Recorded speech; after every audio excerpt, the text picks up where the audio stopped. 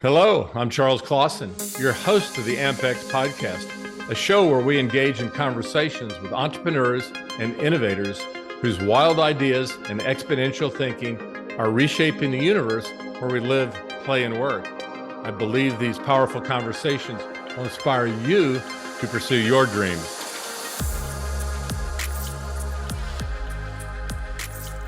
Good morning and welcome, Allison. Thank you. Good morning. Happy to be here. We're excited to have Allison. She's a educator in special education at the University of Iowa. She's also the executive director of the Scanlan School for Mental Health at the University of Iowa, which is a novel new innovation, I think, in terms of mental health of students, faculty, educators in all of Iowa's 99 counties. Working with programs to help all of them in challenging times in education.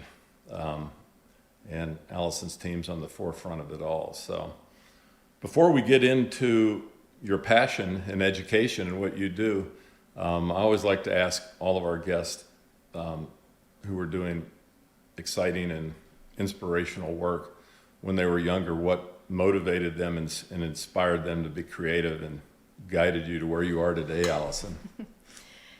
Well, I'm not sure I had inspiration to be creative necessarily. Oh, well, maybe that's not true. But when I was younger, I think I had a couple of really good mentors in my life. One of them was my 8th grade teacher, and her motto for the class was go above and beyond. And I just absolutely loved her. So that was always sort of in the back of my head, that was what I was supposed to do in everything that I do. And my high school softball coach kind of took that same mantra, I guess. He was always about doing whatever you do to the best of your ability. And that really applied to our team, because he really didn't care if you were a starter, if you were on the bench, or whatever it was. Like, you had a role to play and you needed to do it to the best of your ability. And so those two people, teachers, coaches, really made an impact, I think, in how I approach work and life. And then I think in terms of education and technology, in my doc program, I had the fortune of meeting a man named Ted Hasselbring, who has really done some extraordinary work around education technology. He actually, funny story, I met him when I was at an event at Vanderbilt, this big social event, and I had heard of him before and actually had written a paper on some of the work that he had done, and I was like, oh, he's really the one person I want to meet at this event, because I hadn't met him yet, and he was a professor where I was going to school. Well, the way that I met him, I actually choked on a piece of prime rib, and he happened to be standing behind me, and he's a former Boy Scout, and he did the Heimlich and saved my life, and it's just a crazy story, and we've been friends ever since then. But he really inspired me relative to educational technology, so I've developed a couple of apps, and I was fortunate to have mentoring from him, and there were times where I would say, oh, well, so-and-so is already doing this, and I would get upset because, I thought somebody had taken my idea or somebody already had that idea, and he would always say, don't worry about it. Find a way to do it differently or find a way to make it better. And so that's kind of how I've thought about some of the, interventions that I've, been fortunate to work with others and to design and implement and such. It's amazing what little insights you can get from a teacher that always promotes going over and above. And I can attest to that. Allison and I work out at Orange Theory Fitness, and I see her every Monday, Wednesday, and Friday morning. I don't think I've ever seen her miss. And she's a rock star and a tiger on the treadmill. I don't know about that. We had a 1 mile challenge last week, and she was the first woman off the treadmill, the second person off, and it's funny that you say that, because that was my second worst time since I've been at Orange Theory, but I've been through a lot of medical issues in the past couple of years, so that's probably part of it. But you're very kind to say that. Well, you show up and you're all in, full out, so that's And as a mom, I know you have 2 children, and you're totally engaged and committed to being a parent. So that's a full slate. Yes, it is. Wouldn't have it any other way, though. So your professor at Vanderbilt inspired you into technologies, and you developed a couple apps. Let's talk a little bit about those apps and what they're doing, and Sure. how they're helping in the classroom. Sure. So when I was at Vanderbilt, I was studying kids who have emotional behavioral disorders, really kids with challenging behavior in the classroom. And I wanted to basically take an intervention that had traditionally been done with paper, pencil, and use technology to do it better. And that's self-monitoring. So a lot of people self-monitor things and they don't even know. It's like if you make a to-do list and you check things off that you've done it, right? We all do that. Fitness trackers are another good example. People that are doing like Weight Watchers where they're keeping track, So we can do the same thing with challenging behavior in the classroom where we have kids self-monitor how they're doing behaviorally. And so the first app was pretty basic. It's called Score It, and actually, I probably wouldn't recommend it now, just because we have another one that's much improved. But kids would rate their behavior on an interval system. So every 5 minutes, they would say, "Am I being respectful?" or "Am I on task during math class?" And the app would graph these data, and the teachers would also complete the same procedures, and then they'd have a conversation about it. And so that was the first one that's been on iTunes for a while. And then that was sort of the original idea. What we've done since then is developed, it's called MobiGo, Monitoring Behavior on the Go. And it's the same process, but now what we have is automated decision rules within the app. So not to get too educational and scientific, but in academics for kids, there is something called progress monitoring. And that means that teachers are monitoring the progress of how kids are doing with reading or math. And there are standards for what kids should be doing or what they should be scoring. Right. And then based on those scores, they adapt intervention or instruction. We don't have the same thing with behavior. There are no rules or guidelines on how to adapt intervention based on the numbers. So what I wanted to do is to take what we know about academics and build that into behavior and create an algorithm that would provide automated recommendations to teachers. Hey, the student is scoring 60% for the last 5 days. Why don't you increase the goal to 70%? Or maybe you should decrease the goal. And so that's what we've done with MobiGo. And now we have this automated system, and it's really the only one out there. There are other people who have done really great work in this space and done technology-based self-monitoring for kids.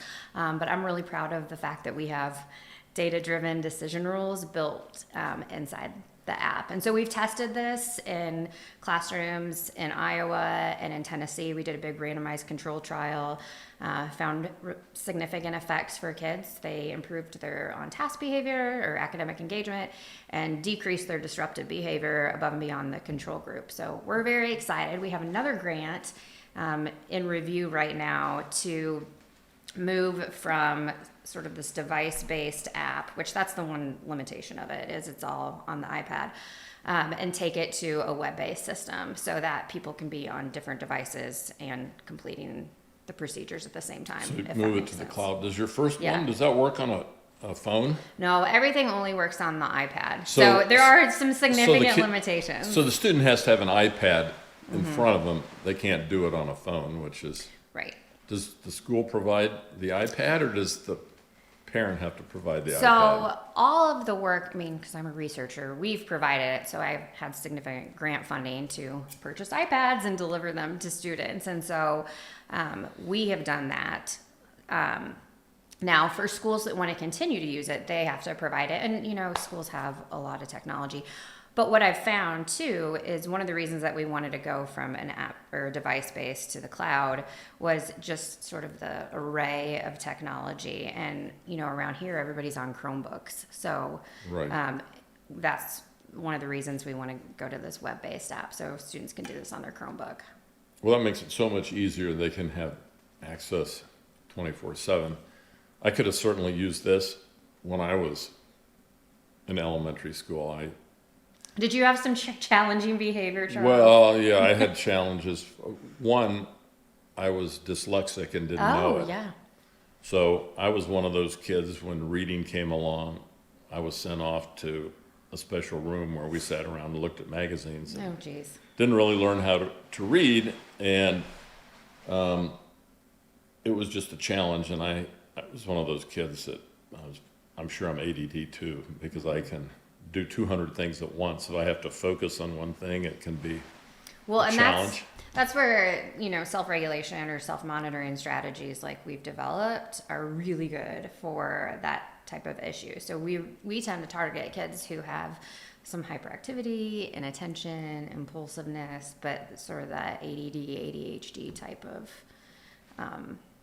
issues.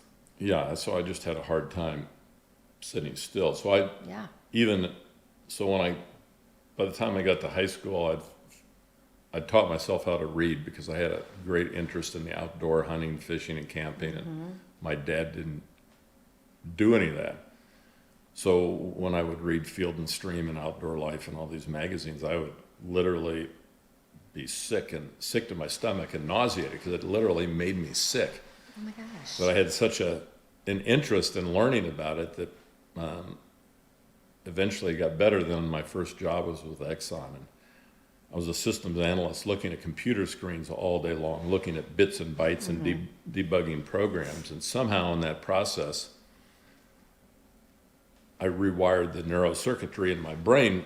Every once in a while I'll reverse letters, but spell check is great for that. But I learned my accommodation was to sit in the front row of the class and take copious notes.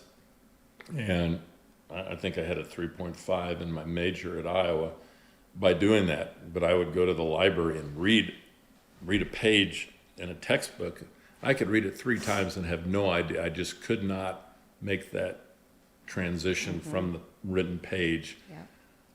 So, I struggled with that. Now you can see I read a tremendous amount. I'm probably a moderate paced, but I can sympathize with the kids that struggle with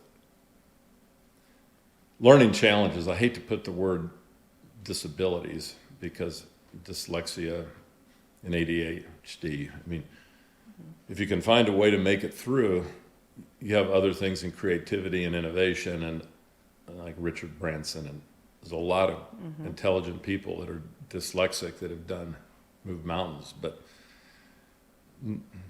not everyone finds their way through that maze because it can be, so much of it is everyone's telling you you're bad and you're not good. So does your app focus on the good? Yeah. So that's what we do is we monitor what we would call replacement behaviors. So it's, the teacher and student work together to define, the positive things that they want to see, and that's what they monitor. And so there's also some reinforcement built in just through the graphing and for students to be able to see their progress. But one of the things that, I really emphasize with teachers and students, and whenever I'm talking about this, is that it's not necessarily about the technology, it's about the feedback. So the technology gives the teachers and the students an opportunity to have good conversations that they might not otherwise have. And so, often when a student is showing challenging behavior in class, they're reprimanded over and over again. And now they're using this technology to track positive behaviors, and the teacher can say, hey, I noticed you were really on task during math today, or, I really appreciated your participation. Those kind of things where now they're supposed to look for the good. And I don't know if you've ever read Bob Goff, but he wrote a book about, it's called Love Does. And in it, he talks about how when he was going through like a midlife crisis and decided he was going to buy like a yellow or red Volkswagen Beetle. And as soon as he did that, he saw them everywhere. It's like you see what you look for. And people have had that experience when they bought a new car or they bought something new. All of a sudden, they're everywhere. You see them. And so I often tell teachers, if you want to see the good, you have to look for the good. And it is sort of that rewiring, rethinking about behavior and how we think about kids. Mindset is so important in every aspect of life, but creating that safe environment where kids, wherever they are in the spectrum, can get feedback and celebrate the little wins. So let's talk about the Scanlan Center for School Mental Health. Where did that idea come from, and how did that come to be? I know it opened in June of 2021. Mm-hmm. So tell us about its evolution and where it came from. So the credit really goes to our dean, Dan Clay. This was sort of his vision prior to this prior to June of 2021. He had been working with the State Department around this idea and had also gotten some philanthropic support to really bring this to fruition. And then when COVID hit, that kind of slowed down the talks with the State Department. But something else really positive came out of it is, the CARES Act to provide a bunch of money to states to help with, schools getting back to learning. And so with that money, the governor gave us $20 million to start this center. And so that was announced June 23rd of 2021. And I wasn't sure how I was going to be involved in the center. I mean, I knew it was happening, but I wasn't sure I was going to be tapped to be the executive director. And all of a sudden, I found myself in that position. Dan Clay had asked me, would you be interested in this? Would you be willing to do it? And so we talked about it, over the summer. And by August, I found myself doing something that I had never sort of imagined doing, actually, because I will say being a professor is the best job in the world. I love doing research. I love, working with students. So this is a new experience, but it's been quite the ride of trying to build a center over the last, year and a half, and then also deliver on everything that, is laid out in our MOU with the state. So there's been a lot going on for sure. Oh, exciting time. So the State Department, is this at the federal level or the state level? At the state level, so the state of Iowa. So our MOU is with the Department of Education. So so you've got the Department of Education and the State Department in Des Moines. Mm-hmm. So what drove the State Department to get an interest in education? Well, I'm the State Department of Education. I'm sorry. So when you say the State Department, I'm thinking not the Department of State, but yeah. Okay, so that makes complete sense. Okay. So did Dan take this idea to the state, or did they come? How did this evolve? I think that's kind of a question for Dan, actually. But he had been working with Ryan Wise, who is now I think the dean of the College of Ed at Drake University. Okay. But he used to be the director at the state of Iowa. But they had been talking for a while. But, Dan's background is as a counseling psychologist. And so mental health has always been super important to him. And I know that both of his sons, or two of his sons, lost classmates to suicide over the last few years. And so I think, there's just a recognition that we have the expertise at the University of Iowa to maybe help around the state with, kids who have mental health issues. So where did the Scanlan part of the name come from? Yeah, so we have a family that has the Scanlans who have donated a significant amount of money to this initiative, and so that's why the center was renamed. So how does the initial, let's talk about the core initial problems that you started out trying to address, and then we'll talk about how that's evolving and what you're learning and what insights you're gaining, because you've been in it a year and a half or so. Well, the timing of it is all kind of interesting because it's, as we're getting going is also when, students are back in school full time. And with, COVID, they were out of school for a while, then it was a hybrid situation, back and forth between in school and out of school. And so when students went back to school full time, we saw that there was kind of this big uptick in, social, emotional, behavioral issues. And so our focus initially was really to support students.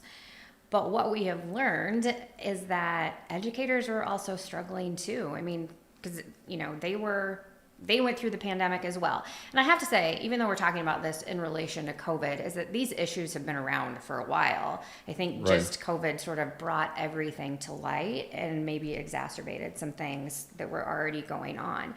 And so while we are focused on improving outcomes for kids, we're also focused on improving outcomes for the educators that serve them. So one of the things that we're doing right now is a video podcast series on educator wellness, because sometimes, I think our teachers, frankly, maybe shouldn't say this, get a lot of crap, and they take on so much, and so sometimes they don't take care of themselves. And if they're not able to take care of themselves, how can we expect them to, take care of our kids every day? So that's kind of one thing that we've learned, is that this problem of mental health in schools is not just about kids, it's also about adults. So, if I recall correctly, there's, before they graduate from high school, somewhere between 13 to 16% of Iowa kids consider suicide. Does that sound about right? Yeah. So it's the second leading cause of death amongst adolescents. And one of the scary things is that we're seeing these numbers where it's kids younger and younger who are attempting suicide. And that, as a parent, is super alarming to me.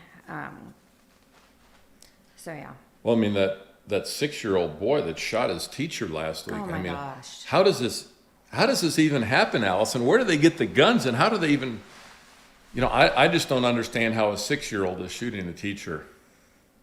I don't either. I mean, it's almost unfathomable. I don't know how to answer that, because it's just so disturbing on every level. One of the things that I struggle with a little bit is maybe just the general level of anger and the lack of respect between kids and other kids. And kids have always been brutal. I had 2 daughters, and young girls are brutal, what they say to each other and what they do. But I don't know how we find more kindness and compassion, but I think from the way things are going in society, with the polarization and all the anger and all these views, that people, if we could find a way back to the middle where we can listen to other people's points of view and their pain and suffering, but also, try to work together to solve problems, would be better. So I'm wondering, in the future of school, it seems like school might be the only safe place that a lot of these kids have. They might be in broken homes where their parents are either not together, or there's a lot of anger and a lot of violence. And, teachers and administrators have this huge challenge. And, you mentioned your app. When I was a kid, if everyone behaved like I did, it'd take 5 or 10 hours after school for the teacher to document it. Now, with technology and apps, and if you can streamline the process, give positive feedback, and allow the teachers to be more engaged. But, I wonder how a young teacher who doesn't have the years of experience in the classroom and the insights you have through all your special needs education, how they can identify the problems, then know what like accommodations are. So technology somehow, I think, will help young teachers. I don't know how, but you might have some insights into that. Yeah, well, it's interesting because I think our younger teachers are probably more adept at technology, and also maybe more willing to implement things with technology just purely based on age and, being digital natives and all of that. Right. But a lot of, I think, improvement could come based on what we do in pre-service education. So what do we teach our undergraduates who are learning to be teachers? And one of the things that you talked about was just, creating a kind and safe environment. Well, there's a lot of pushback on this, even thinking about teaching that in schools. Why is that? I don't know. It's where does the frustrating to me. pushback come back? Where's it coming from? I think there's a lot of sort of misinformation of equating like social and emotional learning with critical race theory, and you know how it is. Things get politicized when they shouldn't, and it's unfortunate to me because when you ask employers, what are the most important skills that you look for when hiring somebody? I mean, nobody talks about, well, I hope they have memorized the periodic table of the elements. They're talking about, well, are they good communicators? Can they solve problems? Do they take initiative? Do they, all sort of these social skills, right? Well, how do they learn that? Like you said, you don't know where kids come from. Some kids may never be taught those things in their home. And if we can teach them in schools where it's kind of a win, it is a win-win, because not only are we teaching kids lifelong skills that they need to be successful, right, we're also helping to create positive and safe environments, which make it easier for them to learn. Well, I think one of the things that COVID, the pandemic, emphasized is that it put people more in isolation and confinement, and they spent more time in digital modes. But when I was a kid, we'd go outside and we'd play sandlot football or baseball or run around the woods, and play is such an important part, as you know, of cognitive development, that it helps children develop communication skills and norms, and it also has a lot to do with their ultimate intelligence and brain size. So when they're not playing and they're not learning these things, today you just look around and you wonder how much, half of the kids are, if they're in athletics, are semi-pro athletes at age 7. They're on state and national travel teams, and they go to practice hours every day, and they don't have any free time. And I think parents have stepped in and are making a lot of decisions and choices for the kids, and that the kids don't get to go out and play. And when you're a young boy and you get in a disagreement with another young boy, sometimes you roll up the sleeves and you duke it out. But you learn those skills the hard way. Right, you work through the problems, but you work through the problems and you learn what works and what doesn't, and you hopefully can refine these skills. But we've stripped all this early childhood exploration and play out of our society, and parents don't want their kids to fail at anything, but they don't let them. Innovation is a series of experiments, and as you learn from the experiments. So in really innovative organizations, they measure how many times they've failed, because if you're not failing, you're not trying. So I just wonder, as a society, we've stripped so much of the evolution of children and how they, through play, learn how to communicate. Dan Clay, when I interviewed him, he said one of the most important skills is empathy. But emotional intelligence and empathy, how do you get that if you're buried in a computer screen? Then you go from there to basketball practice and baseball practice, and you never get a chance to do anything. I mean, every minute. I don't know. I'll let you talk about some of that and the challenges it Well, creates on growing up today. Oh, Because you're I a mean, mom. yeah, and I agree with you. I mean, I think about it. I was a college athlete, and I just can't fathom like what it would have been like growing up back then, as opposed to like what my kids are going through, because they're all playing, club sports, playing club basketball, playing club softball, and it's practice, practice, practice, and it's such a dilemma, because in my head it's like, well, if you don't get them in that, then they get behind. But if you do get them, then are they missing out on exactly the things that you talked about, sort of that play piece? But you talked about kids learning through experience, but they can also learn in schools and be taught empathy. I mean, those are things that I would contend should be explicitly taught in schools. And we have lessons for that. We can teach kids empathy. We can teach kids cooperation, collaboration, all of the social and emotional skills that they need to be successful. Yeah, and just if I was going to add one thing to that, I would say the whole experimentation, innovation, and failure. Learning that the first time through, you're not going to solve every problem in life. So when you have a hard problem you're trying to work through in school, as a kid or with a group of kids trying to help each other, accepting that it's okay to fail. You might not solve every issue up front, but over time you get stronger and you learn from these experiences. I know I used to sponsor the Denver school system, and this was probably 10 or 12 years ago. They had a mindfulness yoga program in the Denver school systems, and they taught, you would go to the gym and they would have short yoga classes, and you would learn how to connect with your breath and how to sit and how to clear your mind. And I should follow up with them and see where that is today. But some of these things where you teach mindfulness and you teach them how to just pause, be still, take a breath. I don't know.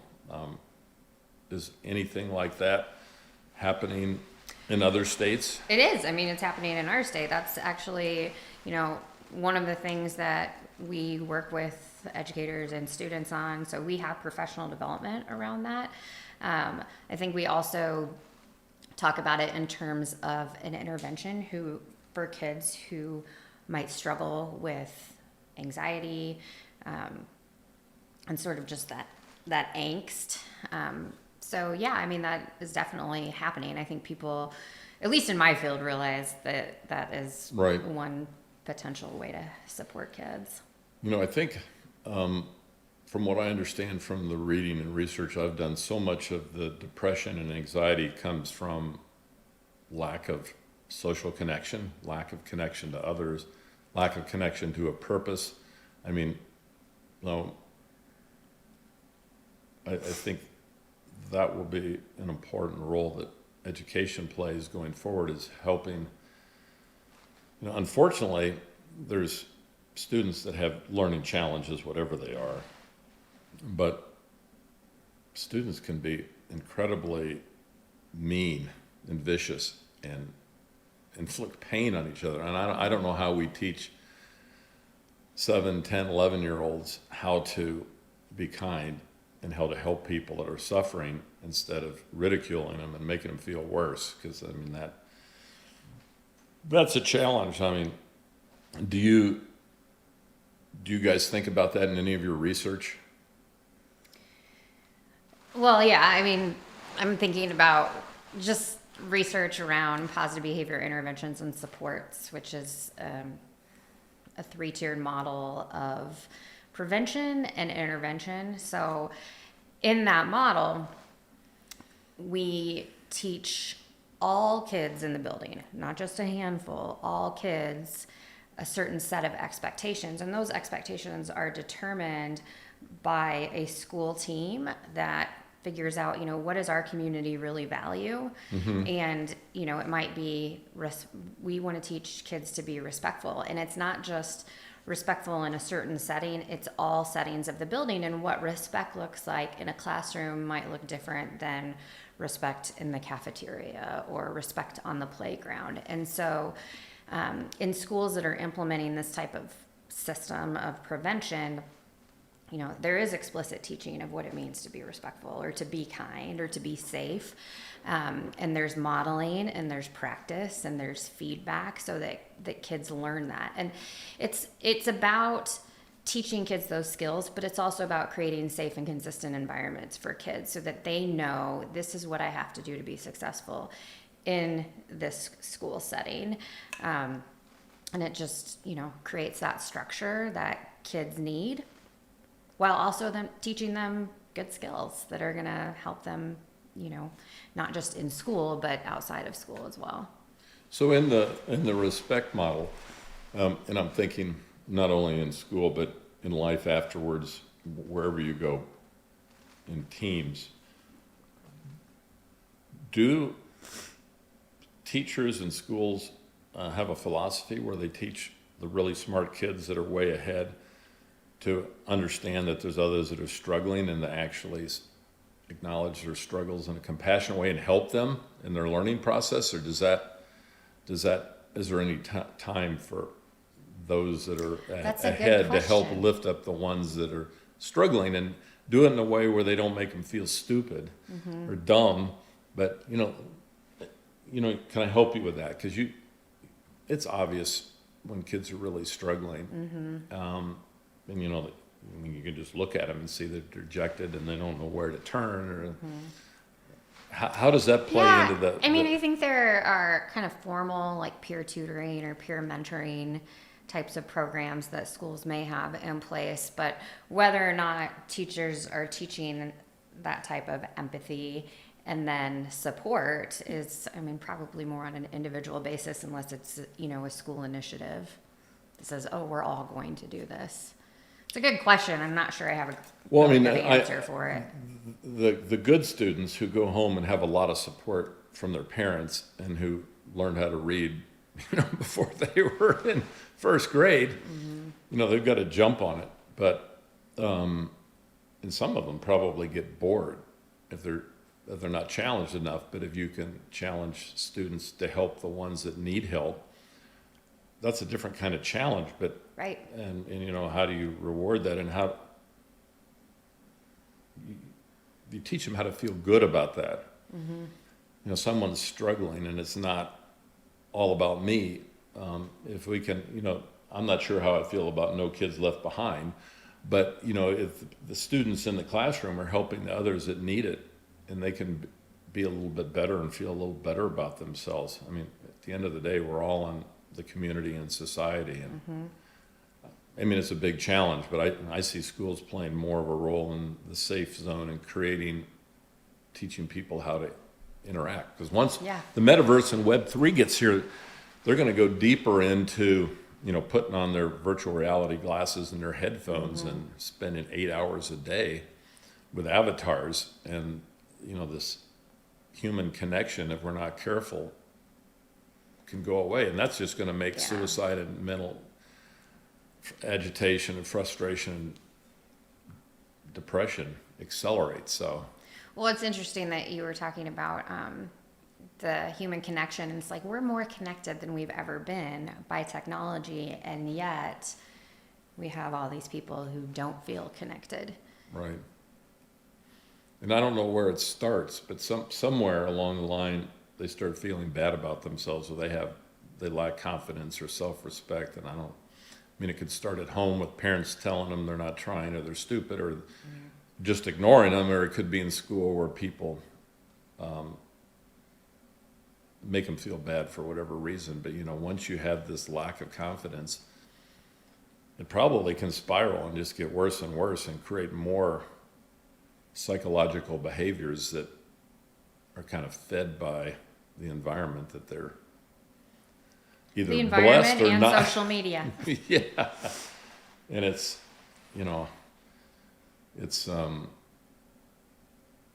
when I was a kid, I said earlier that I had this huge interest in the outdoors. So throughout middle school and even in high school, we lived on the edge of Iowa City. So I'd come home from school and I'd head out into the woods. It was a 15-minute walk and I was out in the woods. And, this connection with nature and learning how to ground.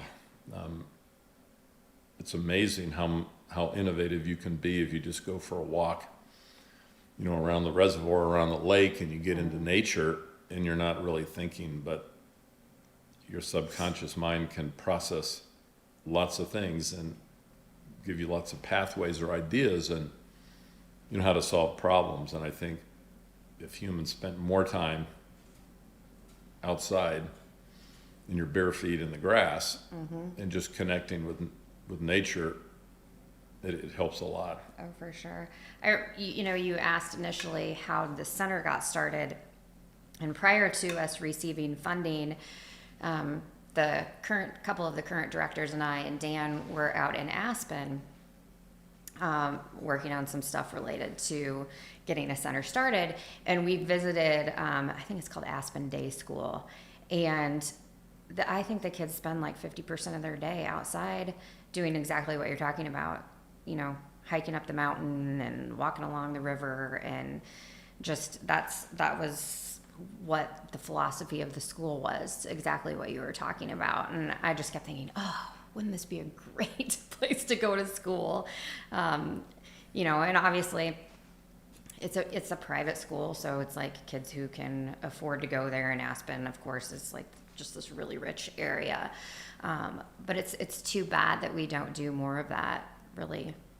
Yeah, it's too bad we don't have 1,000 acres. And like right? the new Liberty High School, they're probably only a quarter of a mile from, access to thousands of acres of woods along the reservoir, where it would be relatively easy to load up a bus and, Yep. go spend time in nature. But that's a lot of Montessori schools do that. Yeah. Also, beyond just nature, just sort of exercise and moving, and there's, a ton of evidence to suggest that exercise really helps with anxiety and depression. And, it always drove me crazy listening to, or hearing about schools that were cutting PE programs, because I'm like, these kids need to get up and do something and be active, because that, supports their social emotional development as well as their academic development. So When I know that when I was in elementary school, we would have been a lot better served if every 2 hours they made us go outside for 20 or 30 minutes and run around, rain or shine. it's also why we shouldn't take away recess. Same exact thing. Yeah, I can't. Some of this is just get outside and burn off some steam. Yeah. You get a young boy, he's got a lot of energy, and you want him to sit there for 7 hours and not move. They're just not. It's Nobody not is work. wired to do that. Yeah, humans. We grew up as hunter-gatherers. We were outside. We were moving around. So, I noticed on your bio that one of the things that you talked about, Allison, was bridging the gap between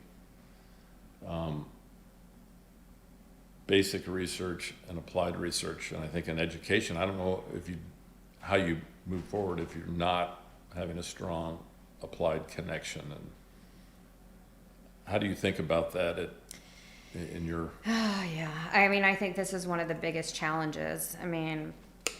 We think about something as basic as praise, telling kids what they're doing well, and just that positive affirmation or feedback, and how easy it is to do. And yet, we can go into any school in America and see that praise is not being delivered as frequently as it should be, according to the research. And it's just one of the easiest things to do. So why is that? I don't know. Maybe it's, I happen to think that some of that starts in pre-service education. And I think there are kind of a couple of issues. One, making sure that we in pre-service education are teaching teachers the skills that they need to effectively manage a classroom. It's not just about learning the content, but it's learning how to deliver the content while also attending to all the kids in your class and the various issues that are going on. And there are really specific strategies for doing that, and we have to make sure that we teach them. But the other piece is kind of helping teachers or pre-service teachers understand research. It's the reality is, as a researcher, we do these elaborate studies and then we go and publish them in these obscure journals that nobody reads unless they're another researcher. I would be hard pressed to find a lot of educators who are reading peer-reviewed journals. Now, they might read sort of our research to practice journals, but there have to be other ways that we can get the information into the hands of, the people that need it. I personally love data. So when, people show me some study, where the data indicate there was a significant effect, I'm like, oh yeah, okay, I'm moved by that. But most people are not moved by that. They're moved by stories. And so, in going into a school and working with, current educators, I have to think about, well, what is going to move them to actually implement this practice that we know has strong evidence. And it's not probably putting up a graph of numbers and p-values and, effect sizes. It's going to be the individual stories. And so it's interesting because, as a researcher, I didn't learn, in my grad program, how to tell the story. I learned how to do the science, if that makes sense. Well, stories are so impactful. I think all great leaders are great storytellers. But I sat on the University of Iowa Research Foundation for 7 years on the board. They had outside directors at one point, which got involved with all of the licensing of IP coming out of the university. And, I had some strong feelings on innovation, but I was in a 2-hour NSF, National Science Foundation meeting last week where they're not happy with the level of innovation and applied learnings from the research that they're funding, the billions of dollars they put in it. So they're starting these regional innovation engines and totally changing the way they collaborate. And they're kind of in the beta stage of defining that. But I'm collaborating with Dan and some other people in the medical school about creating an applied AI lab and focusing on health tech, medicine, and the research that you guys are doing on school mental health fits right into that. But if you start with what are the real big problems we're trying to challenge, and you get cross-functional teams. So we have people in engineering, but if this works, and we're talking about setting up a lab outside of the university that's not governed by the Board of Regents and all the university politics, which can bring things to a halt, funded through businesses that have an interest in healthcare and mental health, and collaborating with the National Science Foundation and multiple departments. But it's a different mindset where you might get a grant from the NSF and you might have another $20 million in funding from Microsoft or Amazon who's interested in healthcare and changing the delivery system and the costs. But how you bring all these players together and pick a big problem, then figure out which each college and each department brings to the table, then find a way to collaborate that's going to solve real problems. So if you take, this challenge of creating an environment in education and doing applied research where you collect data, but you also have real targets on how you're going to make an impact and what the deliverables are that are going to change. I think you can do because of technology and AI and the ability to collect massive amounts of data, if you're doing basic research, it's going to take 12 years. Well, in 3 years, whatever you were going to take 12 years to do is obsolete with all of the technologies, with Chat GPT and all these things you can leverage. So if you can get the data and summarize it, you can look at the data and it tells you a story. But then you have to figure out how to tell a story about how we're going to solve massive societal problems. So we're actually trying to put that together. And there's some processes for loose networks on how you can get people to come together and collaborate and build accountability. It's called strategic doing, and the NSF is working with the Kauffman Foundation and Strategic Doing to develop a new process to bring all these interests together to solve, I call it more applied research, where you're solving real problems and you're leveraging your data, because the NFS, they publicly state that we're falling behind the rest of the world. So we need to find a way to, when we invest billions, to get something out of it. So there's a balance between, this gap between basic and applied, but I think in education, you're a lot more applied, at least from what I'm hearing you talk about. Yeah. It's interesting. Do you have a question? Well, no, I just went on a long rant to talk about, another thing that I think is broken in the university system. If you look at a culture of innovation and disruption, and this is not anything you can comment on, I'm just commenting. If you look at the foundations in places like MIT and Harvard, Stanford have huge endowments. But how much, for example, does Harvard or the University of Iowa take and invest in research that our faculty is doing?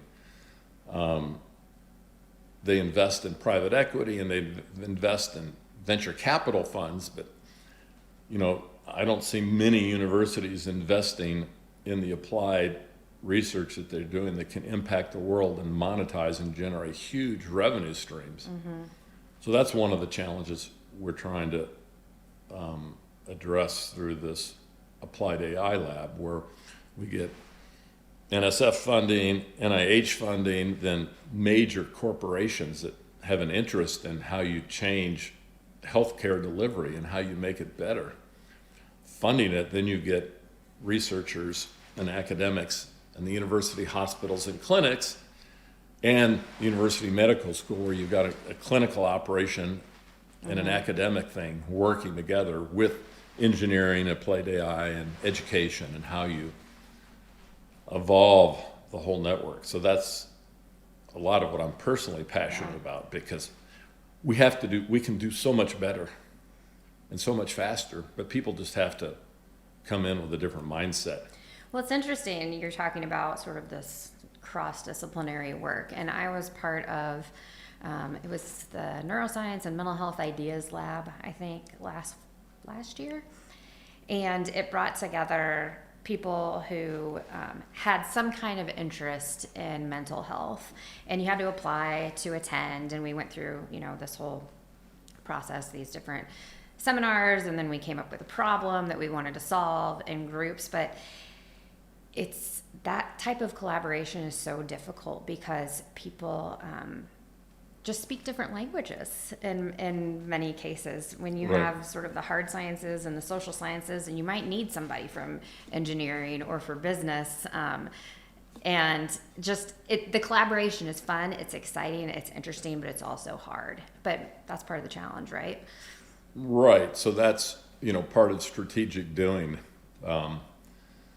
You start with a framing question. What is the big problem that's inspirational you want to solve? And it's designed to solve regional economic crises and other big problems where it takes a lot of people to solve it from a lot of different organizations, but no one reports to anyone. Then you start looking at what could we do? Then what will we do? Then you start matching resources of what everyone brings to the table. Then what should we do? Then you come up with these short-term deliverables in 30 days. So how are we going to start this experiment in collaboration? But, it expects everyone to spend 2 or 3 hours a month because you got other jobs. And start there's the big trick in academia. Moving forward to how you work together. But it's a whole different way of organizing and approaching problems. And the National Science Foundation is jumping all over this. And it's a different way to communicate and build complex communities and networks. But that's what a university is. And there's a lot of smart people doing great things that want to make a bigger impact, that if you give them an environment and a way to work together and a way to measure results, then some of it has to do with changing the way. It's not about how many citations. I mean, it probably is about how many citations you get published. Until you're tenured, I guess. I don't know. Yeah, but what really matters, and maybe there's other measurables for people that are doing applied research, that in the next 3 years we're going to make an impact on the state, the mental health of children and faculty and educators. And something has to change.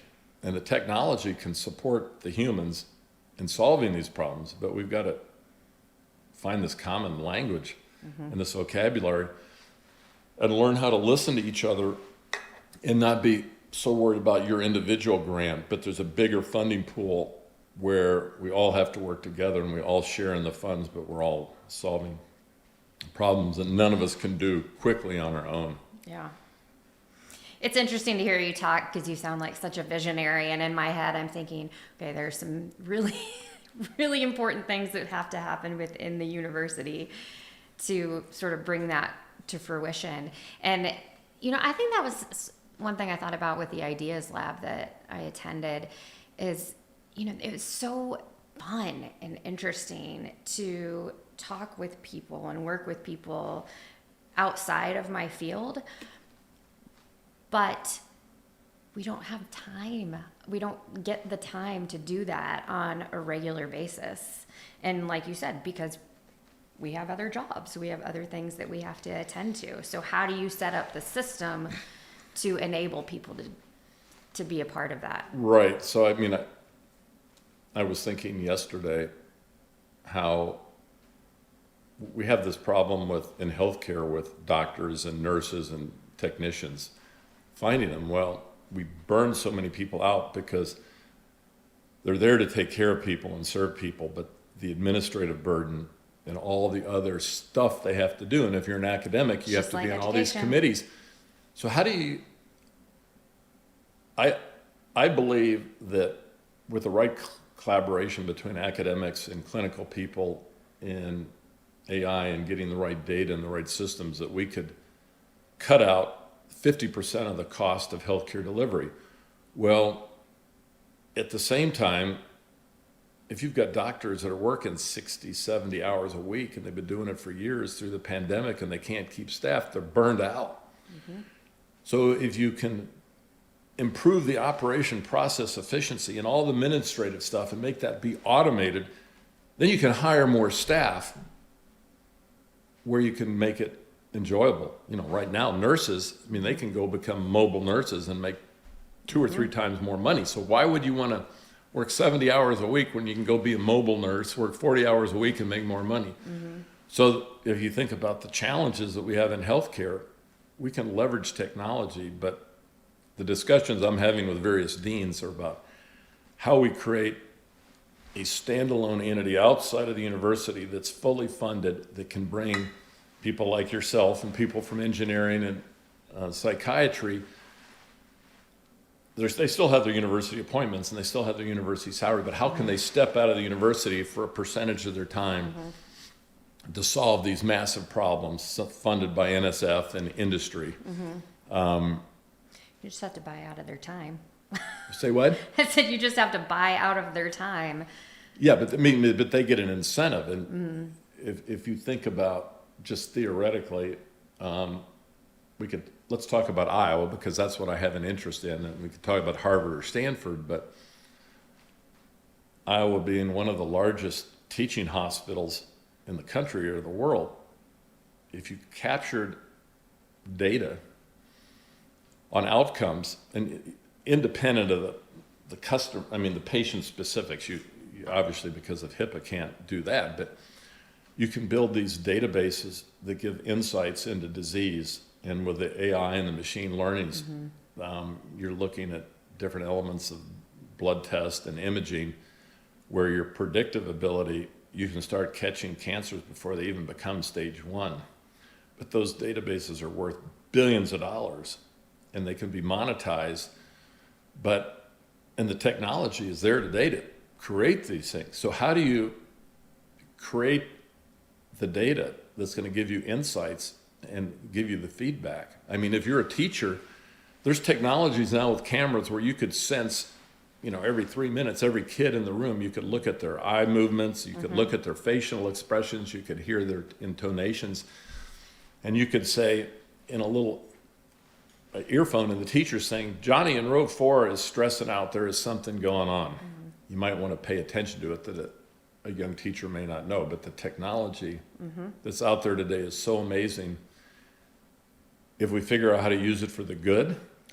And there's the key. And there's a dark side to technology, but we can't be afraid of, I don't know. So it's exciting. So I wonder about this because, I know people that are working on this type of stuff, and I always wonder what the process is for getting parents to buy into that. To think about having, that type of technology in the classroom. Well, I think it's an education process, Allison. So I do this daily technology newsletter that's curated by this GPT technology. It searches 500,000 sources. It verifies the accuracy of it. It's all positive, but they have to understand what the technologies are and how fast it's moving, then be open to how it can help their children. Understanding the flip side and understanding as you get more and more immersed in this. The parents, I'm guessing that many, many parents have a certain level of anxiety just about the rate of change. And humans don't do well with linear change, but think of exponential change where everything on every front is changing so fast. They have to find a way to maintain the balance. So I talk about the disruptive innovation, the human connection, the future of work. What does the future of all this look like? And what is and being grounded in nature is how you maneuver. And I call it the navigator wave, because it's like a tsunami of technology coming, and it's engulfing the whole planet.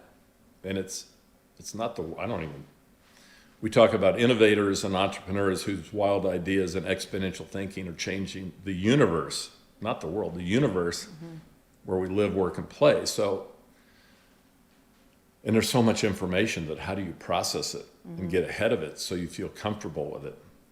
So that's a challenge for society, but that's why I think the human connection and grounding in nature have to be part of the future of education and balancing all this disruptive technology, because it's overwhelming.